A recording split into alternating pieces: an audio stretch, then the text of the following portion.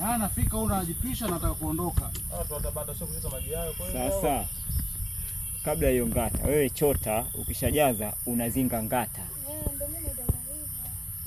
Sasa ndio chapu. Ngata nyingine wao zinatengenezwa hivyo pia wanakuwa kwa maji ushatengeneza. Haya. Iweke.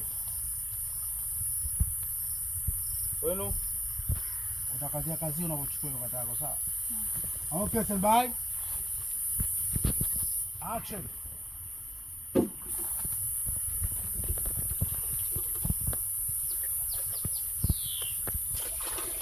Go baba.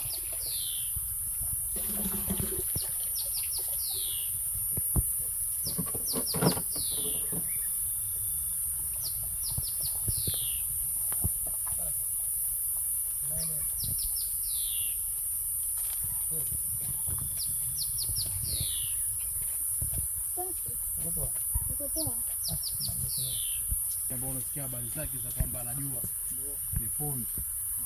Unaelewa? Nachokizungumzia mimi nachokimaanisha ni sura yako namna jinsi unavyoiweka. Yaani usiwe serious sana. Yaani kwa sababu kuna siri moja nakumbuka kuna cheza na wale huyu. Sura yako ni kwa kawaida, sura yako iseme. Sawa tunavyoongea.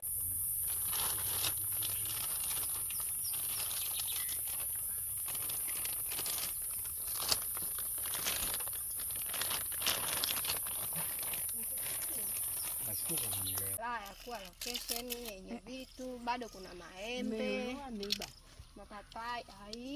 Tuna mashamba yetu huku.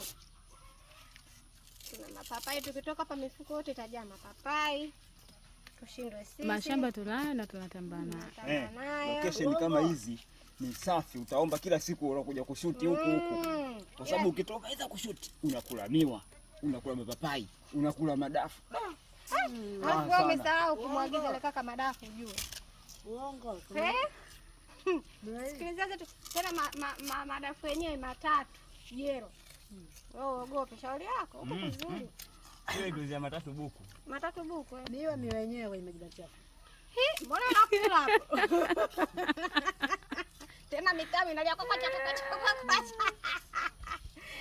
Jamani eti kwenye mua unao ni mua.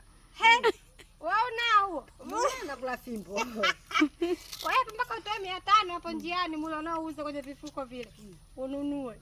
Wewe uogope hapa umepata bure hapa saa hizi unajibwedea zako. Bora mseme mmenunua. Tumenunua tuna mashamba.